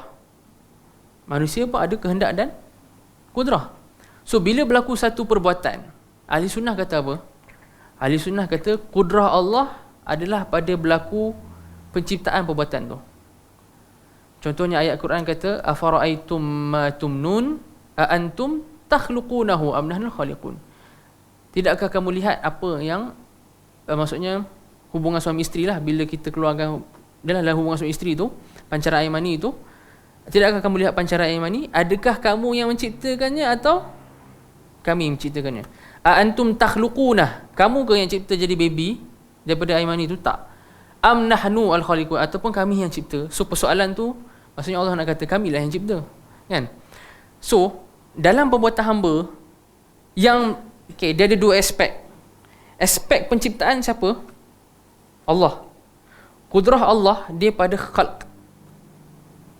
Kudrah Allah pada penciptaan. Manusia ada kudrah tak? Ahli sunnah kata ada kudrah. Kalau macam Jabriyah kata tak ada kudrah. Itu yang macam daun kena tiup angin tu. Kalau macam Asy'ariyah ni Jabriyah mutawassitah. Mereka kata manusia ni ada kudrah, tapi kudrah manusia tu pun tak ada kesan. So macam sama macam Jabriyah je lah. Dan sebab tu sebahagian ulama Asy'ariyah sendiri, macam Imam Al-Juwaini dan Imam Jurjani sendiri, mereka memang kata Asy'ariyah dalam isu ni cenderung ke Jabriyah. Sampai Al-Jurjani sendiri, di ulama Asy'ariyah, dalam kitab Ta'rifat, dia kategorikan Asy'ariyah ni Jabriyah mutawassitah. So mereka kata manusia ni ada kudrah, tapi kudrah tu bagi kesan tak. Ada beza tak dengan Jabriyah? Tak ada beza. Jabriyah kata apa? Manusia tak ada kudrah. Ada beza? Tak ada beza. Okey. Qadariyah dengan Mu'tazilah kata manusia ada kudrah. Okey. Macam ahli sunnah lah, kita cakap manusia ada kudrah kan. Tapi problem Mu'tazilah apa? Problem Mu'tazilah kata kudrah manusia ni pada cipta. Manusia tu dia sendiri cipta. Ahli sunnah kata kudrah manusia bukan pada cipta. Ahli sunnah kata kudrah manusia kat mana? Ni. Ahli sunnah kata kudrah manusia pada taksir sabab, pada memberi kesan dari sudut sabab. Itu umum dia. Kalau tuan-tuan dan puan-puan faham sampai setakat ni, alhamdulillah cukup dah. Maksudnya apa? Mu'tazilah kata ya ada kudrah, ahli sunnah kata ya ada kudrah. Beza kita dengan Mu'tazilah apa? Mu'tazilah kata kudrah manusia sampai ke tahap dia sendiri boleh cipta. Ahli sunnah kata dia sendiri tak boleh cipta, Allah yang cipta. Tapi kudrah kita pada sabab. Sabab tu apa? Sabab ni dia punya huraian dia panjang, tapi saya bagi contoh. Api bila membakar, api ni sebab kepada berlaku kebakaran. Tapi bila berlaku kebakaran tu, adakah api tu yang cipta kebakaran? Tidak. Dalil dia apa? Dalil dia bila Allah surah kata dekat api yang nak bakar Nabi Ibrahim AS tu tak bakar kan. Allah kata ya narukuni bardan wa salama. Api jadi sejuk dengan selamat. So siapa yang cipta kebakaran? Allah lah. Sebab tu Allah boleh kontrol api tu tak bakar Nabi Ibrahim AS. Itu menunjukkan aspek cipta itu kudrah Allah. Aspek api dari sudut dia pada asalnya dia tu sebab. Dia tu penyebab kepada berlaku kebakaran. Apa maksud dia penyebab kepada berlaku kebakaran? Maksudnya dari sudut ciptaan Allah, kan? Makhluk ciptaan Allah, dia ada specialty dia boleh bakar. Kerusi tak ada specialty boleh bakar, ni tak ada specialty boleh bakar, ni tak boleh, air tak boleh. Allah memang bagi dekat api khasiyah, specialty dari sudut penciptaan dia boleh bakar. Dia ada sebab kat situ. Ni kaul ahli sunnah Kaul ahli sunnah dia tak setuju benda ni. Antaranya Asy'ariyah lah. Asy'ariyah kata api tak bakar. Yang membakar tu Allah. Cuma kebakaran berlaku bila ada api. Tuan-tuan dan puan-puan boleh faham macam mana tuan-tuan dan puan-puan nak lah. Tapi dia berkata api tak bakar. Yang membakar Allah. Cuma adat dia biasanya bila ada kebakaran ada api. Adakah api itu sendiri bakar? Tidak. Sebab tu Ibn Hazm Al-Zahiri, walaupun Ibn Hazm Al-Zahiri bukan ahli sunnah, secara umumnya Ibn Hazm Al-Zahiri dia dalam akidah dia macam ada madrasah tersendiri. Kita nak classify dia pun susah, Ibn Hazm. Tapi Ibn Hazm dalam bab ni dia muafaqah dengan ahli sunnah. Ibn Hazm kata kalau macam tu, semua mawjudat makhluk ni semua tak ada ciri-ciri specialty. Maksudnya air tidak memandam, api tidak membakar, faham tak? Pedang tidak menghiris. So hilang specialty lah. So kalau macam tu, apa beza kerusi dengan meja? Apa beza meja dengan papan putih dengan api dengan air? Tak ada. Itu Ibn Hazm kata Allah yang ni mengingkari benda yang tahu secara pasti. So mustahil kaul ni betul. Ni kata Ibn Hazm. Ni bukan saya kata, ini Ibn Hazm kata. Al-Zahiri kata. So yang tu terhadap isu khalq, dia agak rumit. Tapi tuan-tuan dan puan-puan faham cakap tu, alhamdulillah. So itu habis dalam isu qada dan qadar. Okey, saya dah cakap nak bahas tentang buruk. Pertama, ahli sunnah kata ya, antara apa yang Allah takdirkan alam ni adalah keburukan. Sebab tu min syarri ma qadait tu. Cuma satu dari sudut adab, kita tak menisbahkan keburukan ke Allah. Sebab tu kalau kita tengok ustaz-ustaz kat Malaysia ni, bila dah habis kuliah dia cakap yang baik itu dari saya, yang baik itu daripada Allah, yang buruk itu dari diri saya sendiri. Sebenarnya yang buruk pun datang daripada Allah. Cuma kenapa dia kata macam tu? Ta'adduban. Sebagai nak beradab dengan Allah, kita tak nisbahkan keburukan ke Allah. Itu satu. Kedua, dan realiti dia, yang ni lagi falsafah sikit, Imam Ibn Qayyim kata sebenarnya tak ada keburukan. Keburukan yang pure tak ada dalam alam. Sebab apa? Yang ni, okay, yang ni tuan-tuan dan puan-puan kena fokus. Sebab apa? Ibn Qayyim kata, yang ni saya bagi analogi. Kita manusia, ilmu kita terhad. Dengan ilmu kita yang terhad ni, ada perkara yang dengan ilmu kita terhad kita hukum dia sebagai buruk. Tapi orang yang ataupun perkara yang ada ilmu lebih dari kita, dia mungkin tak hukum buruk. Saya bagi contoh analogi. Saya selalu bagi contoh ni kat kawan-kawan saya lah. Kita bela kucing. Kucing kita ni, kita tahu kalau kita lepas dia malam-malam, dia kena bantai dengan anjing jiran kita ke, kena makan ke, kena lenyek. Kita tahulah kalau kita lepas dia malam-malam, habis. Katakanlah kucing kita ni suka merayau, dan memang kejiranan kita tu penuh dengan anjing, yang dah memang terbukti anjing kat kejiranan tu suka makan kucing-kucing, katakanlah. So apa kita buat kat kucing tu malam-malam? Kita pun kurung dia. Dari sudut pandang kucing, dia pandang kita yang sebagai tuan dia ni apa? Zalimnya tuan aku ni, jahat tuan aku nak bebas, aku kucing yang merdeka, aku patut boleh pergi mana-mana aku nak, betul tak? Itu kucing tu punya sudut pandang. Sebab ilmu kucing terhad, ilmu kita lagi banyak daripada kucing. Kita tahu hikmah dia yang kita buat benda yang dia nampak buruk ni lebih bagus daripada apa yang dia sangka. Cuma kita tahu sebab kita berilmu. Kucing tak tahu sebab kucing tak berilmu. Macam tu kita dengan Tuhan. Yang kita takdirkan buruk, yang memang zahir nampak buruk, Allah takdir benda tu pasti ada hikmah yang kita tak tahu. Sebab tu hikmah ni ulama kata ada benda yang kita mungkin tahu hikmah, ada yang memang kita takkan tahu. Sebab hikmah Tuhan ni berkait dengan sifat ilmu. Dan sifat ilmu Allah ni infinity. Maksudnya kita tak boleh tahulah. Bila infinity, kita tak akan boleh faham. Melainkan Allah yang bagi tahu kenapa. Jadi untuk kita, apa yang kita takdirkan buruk tu, kita ni umpama kucing tu. Kita umpama kucing tadi tu. So itu masuk dari sudut buruk. Kemudian etis zaman sekarang dia selalu cakap, kenapa Tuhan itu buruk at the first place? Itu ulama bagi banyak hujah, tapi hujah yang paling mudah untuk kita faham, kewujudan benda buruk ni dia penting dan dia perlu ada. Sebab apa? Manusia dia tak tahu benda tu baik melainkan ada benda buruk. Kalau tak ada benda buruk, semua sama. Saya bagi contoh hanya setelah kita betul-betul dahaga baru kita tahu nikmat minum air kosong. Bila pada hari yang panas, air kosong yang sejuk lah. Okey. Bayangkan tuan-tuan tak ada rasa dahaga. Rasa dahaga ni Allah buang 100%. Air kosong sama tak rasa dia sentiasa? Sama je. Sekarang ni saya tanya tuan-tuan dan puan-puan, mana lagi nikmat? Minum air kosong yang sejuk pada hari yang panas untuk buka puasa, atau kita minum air kosong dalam keadaan kita pun dah kenyang air dah? Mana lagi ni?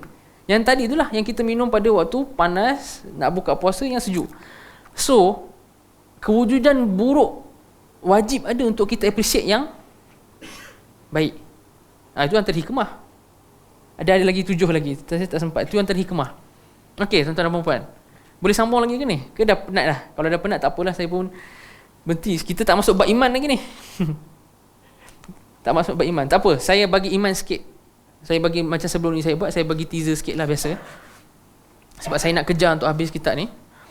Okey. Tentang iman, saya rushing sikit. Kata Ibnu Qudamah rahimahullah, wal imanu qaulun bil lisan wa amalun bil arkan wa aqdun bil janan. Iman adalah ucapan lisan, perbuatan anggota badan dan keyakinan hati. Yang ni tuan-tuan dan puan-puan boleh tengok terjemahan terus. Saya baca Arab dia. Yazidu bit ta'ah wa yanqusu bil isyan. Qala Allah Ta'ala, wa ma umiru illa liya'budullaha mukhlishina lahuddin hunafa wa yuqimus salata wa yu'tuz zakah wa dzalika dinul qayyimah. Faja'ala ibadatallahi ta'ala wa ikhlasal qalbi wa iqamas salati wa ita'az zakati kullahu minad din. Dia menjadikan ibadah kepada Allah dan ikhlasnya hati, juga menegakkan solat dan menegakkan zakat, semuanya termasuk agama. Wa qala Rasulullah SAW, al-imanu bid'un wa sab'una syu'bah, a'laha syahadatu an la ilaha illallah wa adnaha imatatul adza 'anit tariq. Iman ni 70 cabang. Yang paling tinggi syahadah la ilaha illallah, dan paling rendah adalah menyingkirkan gangguan dari jalan. Inilah ranting ke ataupun ada kereta punya nombor plate jatuh ke. Faja'ala al-qawla wal 'amala min al-iman, menjadikan ucapan dan perbuatan termasuk daripada iman. Wa qala ta'ala, fazadathum imana, lalu iman mereka bertambah. Itu bukan imam, tu iman. Wa qala liyazdadu imana, dia Ta'ala juga berfirman supaya mereka bertambah imannya. Wa qala Rasulullah SAW, yakhruju minan nar man qala la ilaha illallah wa fi qalbihi mithqalu burratin aw khardalatin aw dharratin minal iman. Akan keluar dari neraka siapa yang mengucapkan la ilaha illallah sementara dalam hatinya ada iman, meskipun seberat butir gandum atau biji atau zarrah. Zarrah sini betul lah, tu bolehlah kata debu. Faja'alahu mutafadhila, dia menjadikan iman bertingkat-tingkat. Sebenarnya ringkaskan bab iman ni, apa yang Imam Ibnu Qudamah sebut ni, itulah kesimpulan. Kesimpulan dia ada dalam separuh muka surat yang Ibnu Qudamah sebut ni. Iman ni, tuan-tuan dan puan-puan sekalian, dia ada 4 usul yang kalau kita faham 4 usul ni, selesai akidah ahli sunnah kita dalam bab iman. Pertama, iman ni ulama kata dia tersusun ataupun terbina daripada zahir dan batin. Murakkabatun minaz zahir wal batin. Dia ada unsur, ada aspek zahir, ada unsur dan aspek batin. Yang ni A. Ni usul pertama. Usul ahli sunnah wal jamaah, al-iman ni haqiqatuhu murakkabatun minaz zahir wal batin. Usul kedua, al-iman yazid wa yanqus. Iman tambah dan kurang. Usul ketiga, mukawwinatul iman mutafawitah. juzuk-juzuk iman ni berbeza darjat dia. Yang keempat, al-alaqah baina adh-dhahir wal batin alaqatu talazum. Hubungan di antara zahir dan batin. Kan A tadi kita cakap ada zahir dan batin kan? D ni kata hubungan antara zahir dan batin ni adalah hubungan talazum, hubungan saling melazimi. Kita akan go through 4 ni, penting. Ini usul ahli sunnah wal jamaah. Dan iman antara bab yang paling penting sekali, paling kritikal sekali. So dalam isu iman ni, haqiqatuhu murakkabatun min adh-dhahir wal batin. Apa maksud murakkabatun min adh-dhahir wal batin? Maksudnya iman dia ada aspek zahir, iaitu amalan anggota, amal jawarih kan. Kalau kita belajar bab iman, dia kata amalan anggota, iaitu aspek zahir. Antara aspek zahir yang lain juga adalah qaulul lisan, sebutan lidah kita, apa yang kita percaya. Zahir ke batin? Zahir, kita dengar orang mengucap 2 kalimah syahadah, kita nampak dia mengucap 2 kalimah syahadah, itu qaul bil lisan. Amal bil arkan dia, amalan dengan anggota dia, kita nampak dia solat, kita zakat, itu aspek zahir. Dia ada aspek batin. Batin tu i'tiqadul qalb, kepercayaan hati, dan amalul qalb, amal hati. I'tiqadul qalb ni kita percayalah, syahadah kita. Amal hati ni takut, tawakal, khauf, khasyah, rajak, semua tu, mengharap. Okay. Ahli sunnah kita cakap iman ada 2 aspek ni, dan ini penting. Kemudian kalau dalam bab qada dan qadar tadi saya ada bagikan ke awal-awal aslul inhiraf. Kenapa berlaku kesesatan? Saya cakap sebab Qadariyah dia lebihkan bab syarak, Jabriyah lebihkan bab qadar kan. Yang saya cakap ada 2 tu kan. Iman pun ada. Ada ulama ni kat Saudi, dia pensyarah Ummul Qura, nama dia Dr. Abdullah Al-Qarni. Dia ada satu buku yang bagus, Usul Al-Mukhalifin di Ahli Sunnah wal Jamaah fi Babil Iman ni lah. Dia buat kesimpulan, dia ambil kata-kata Syekhul Islam Ibn Taymiyah, yang itu jadi kesimpulan dia lah. Semua kesesatan dalam bab iman ni, semua kesesatan dalam bab iman balik kepada, ni Ibn Taymiyah kata. Ni Ibn Taymiyah kata wa aslu niza' hadhihi al-firaq fil iman. Asal khilaf firqah-firqah ni dalam iman. Firqah-firqah sini Ibn Taymiyah rujuk kepada apa? Minal khawarij, wal murji'ah, wal mu'tazilah, wal jahmiyah, 4. Wa ghairihim annahum, aslun niza', aslul inhiraf, asal usul kesesatan. Apa asal usul kesesatan dia? Annahum ja'alu al-iman syai'an wahida. Depa jadi iman ni, depa jadikan iman benda seketul. Dia benda seketul. Idza zala ba'duhu zala jami'uh. Kurang sikit atau hilang sikit, hilang semua. Sebab benda seketul kita mana boleh bagi-bagi kan. Dia ada atau tak ada lah. Idza thabata ba'duhu thabata jami'uh. Kalau ada sikit, semua ada. Hilang sikit, hilang semua. Ada sikit, ada semua. Seolah iman tu seketul, batu yang tidak berbelah bahagi. Itu di sisi siapa? Khawarij, Murji'ah, Mu'tazilah, Jahmiyah. So inilah aslu al-inhiraf. Ahli sunnah wal jamaah sahaja satu-satunya firqah yang kat muka bumi ni kata iman ada juzuk. Dalil ahli sunnah apa? Hadis yang syu'abul iman tu. Hadis apa orang panggil? Ranting-ranting, cabang-cabang iman. Yang Nabi SAW bersabda, al-iman bid'un wa sab'una syu'bah. Bid'un ni dalam bahasa Arab maksudnya 3 hingga 9. Bid'un wa sab'un, 70 plus 3 hingga 9. So sebenarnya berapa?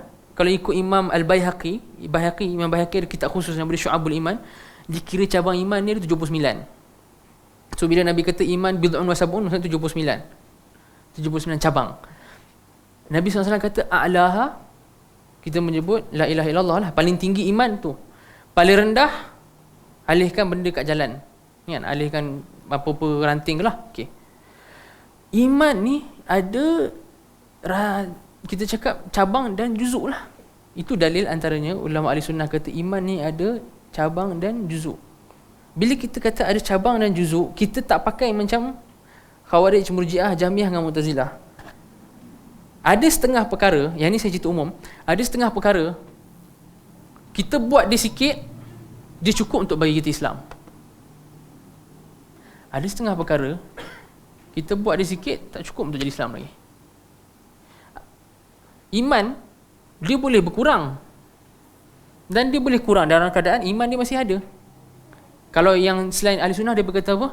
Kurang sikit hilang semua. Ahli sunnah kata kurang sikit tak mesti hilang semua. Ada sikit, adakah mesti ada semua? Pun tak mesti. Itu je ahli sunnah. Kalau kita faham tu cukup. Kita faham yang bagi kita iman ni dia berjuzuk, tak semestinya hilang sebahagian juzuk, hilang semua. Tak semesti ada sebahagian juzuk, ada semua.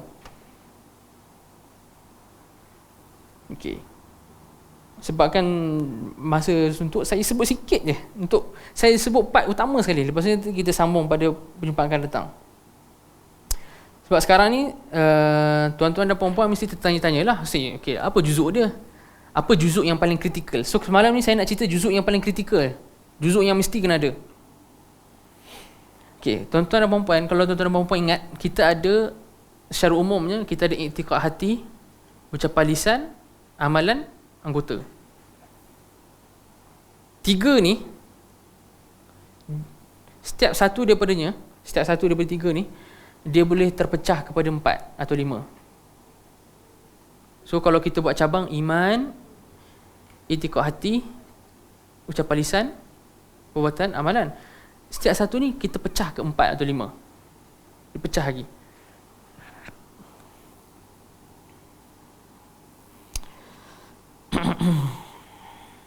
So dia pecah kepada banyak ni. Apa maksud dia pecah kepada 5 atau 4 ni? Okey.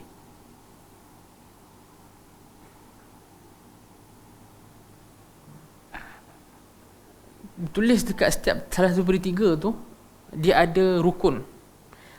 Okey. Hati, kan? I'tiqad hati tu kan ada bahagi kepada 4 dengan 5 kan? Yang pertama cakap rukun. Rukun hati. Dekat lisan pun cakap rukun lisan. Dekat amalan, rukun amal.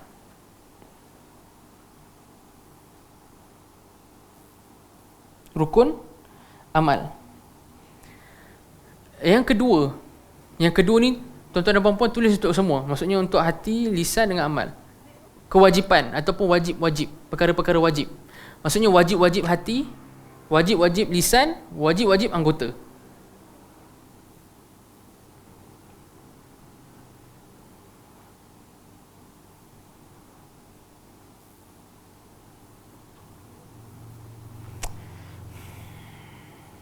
Rukun, wajib. Yang ketiga, mustahabat. Yang sunat-sunat. Sunat-sunat hati, sunat-sunat lisan, sunat-sunat amalan.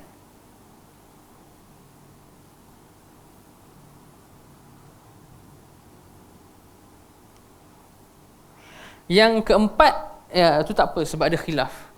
Nanti kita bahas. Iaitu perbuatan yang dia tak sunat. Adakah dia termasuk? Okey. Daripada 3 ni yang utama. Ada rukun, ada wajib, ada sunat. Okey, yang ni saya bagi kunci untuk ahli sunnah. Kunci ahli sunnah apa? Dia kena ada rukun untuk setiap 3. Rukun kan ada dekat hati, dekat lisan, dekat amalan anggota. Dia kena ada 3-3. Perkara wajib pun kena dekat 3-3. Saya bagi contoh Rukun hati, yang ni rukun yang paling rukun lah, iaitu i'tiqad Allah, Tuhan dan Nabi Muhammad SAW, surah Allah. Itu rukun hati. Rukun hati sahaja cukup tak? Tak.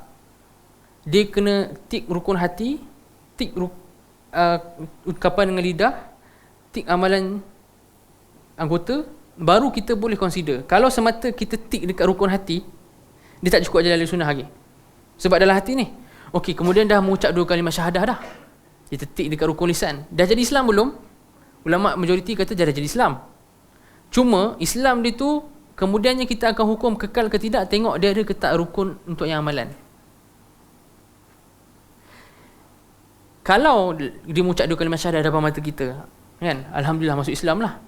Kita pun tinggal di seminggu, tinggal sebulan, tanya dia tak belajar apa-apa pasal agama ke? Tak belajar. Tak nak tahu apa-apa pasal agama? Tak nak tahu. Solat tak? Tak solat. Tak nak tahu, tak nak buat apa-apa, tak nak. Kita cancel. Dia tak jadi mukmin. Dia dah tinggal. Sebab apa? Ahli sunnah kata, kada 3, hilang mana-mana part yang rukun dalam 3 ni, dia akan jadi tak Islam. Kan? Ada i'tiqad hati, ucapan lisan, amal anggota. Dia 3 kena ada. Hilang salah satu, kalau 2 ada lagi pun tak function. Okey. Kita jumpa kawan kita. Percaya tak Allah tu Tuhan? Aku percaya je. Percaya tak Nabi Muhammad tu Rasulullah SAW? Aku percaya je. Ucap 2 kalimah syahadah, dia ucap depan mata kita. Aku ucap, tak ada masalah. Kau solat tak? Tak solat langsung. Lepas tu tanya dia, kenapa tak solat? Tak apa lah. Aku nantilah, tunggu tua nanti. Ataupun tak apalah, sekarang tinggal sekali-sekala. Ataupun dia memang tak nak solat. Kalau tak nak solat lagi serius lah. Ni yang dia tinggal sebab tak nak. Dia tinggal sebab malas tapi tak pernah buat langsung. Sekarang dia hilang elemen mana? Dia hilang elemen rukun dekat amalan. Sebab solat di sisi ahli sunnah wal jamaah, tuan-tuan isi dia dekat 4 rukun tu yang amalan. Kalau 4 amalan ada rukun, isi solat kat situ. Di sisi ahli sunnah wal jamaah, rukun yang amalan ni apa? Amalan anggota ni apa? Solat. So kalau orang tu rukun lisan dia apa? Syahadah. Kalau dia ada rukun lisan, ada rukun hati, iaitu dia percayalah hatilah. Tapi rukun amalan dia iaitu solat tak ada, tak lagi, tak jadi. Dia kena ada 3. Sama juga antara rukun amalan juga, yang ni saya sebut lah, saya kesian kat tuan-tuan dan puan-puan. Antara rukun hati, rukun amalan juga apa? Dia wajib tinggalkan menyembah selain Allah. Ni tuan-tuan bayangkan, dia ada rukun hati, dia percaya Allah tu Tuhan, Nabi Muhammad tu Rasulullah SAW. Dia ada rukun lisan, dia ucap syahadah 2 kalimah syahadah depan mata kita. Dia ada rukun amal, dia solat depan kita. Pada masa sama dia habis solat, kita nampak dia pergi tokong, dia sembah Buddha. Tak lagi juga. Sebab dia dah hilang kat mana? Rukun amalan dia tu terbatal balik. Rukun amalan terbatal, 3 terbatal. 3 terbatal, tak beriman. Dia kena ada 3. Nampak tak berjuzuk? Okey, yang ni level rukun. Dan level rukun ni ada perincian panjang sebab rukun ni yang paling kritikal. Kemudian wajib dengan rukun ni kritikal. InsyaAllah pada pertemuan akan datang lah kita akan bahas, tak cukup masa malam ni. Tapi yang rukun dengan wajib ni kritikal lah, sebab kita nak tahu bila iman tu sahih, bila iman tak sahih. Sebab yang memberi kesan pada iman sahih tak sahih, rukun dengan wajib. Yang 4 mustahabat yang nombor 3 tu tak apa. Yang tu dia bagi kesan ke iman dari sudut adakah kita ni lagi tinggi makam iman kita, kan? Lagi ni jadi mukmin, jadi muhsin, jadi wali, ataupun kita kekal mukmin biasa. Yang tu mustahabat punya peranan. Okey, wallahu taala alam bisawab. Ada apa-apa soalan? Tak ada Okey, boleh faham tuan-tuan dan puan-puan sekalian? Boleh Yang agak iman tu mungkin agak detail, tapi insya-Allah kelas yang akan datang kita akan cerita detail. Kita akan ulang ni sebab dia sangat, dan itulah saya nak sambung, tapi itulah nanti saya seorang short sendiri tak ada juga. Okay, jadi saya tutup majlis dengan tasbih kafarah dan surah Al-As. Subhanakallah bihamdik, asyhadu an la ilaha illa anta, astaghfiruka wa atubu ilaik. Wa inna lillahi wa inna ilaihi raji'un. Wassallallahu ala sayyidina Muhammad wa ala alihi wasallam. Alhamdulillahirabbil alamin. Assalamualaikum warahmatullahi wabarakatuh.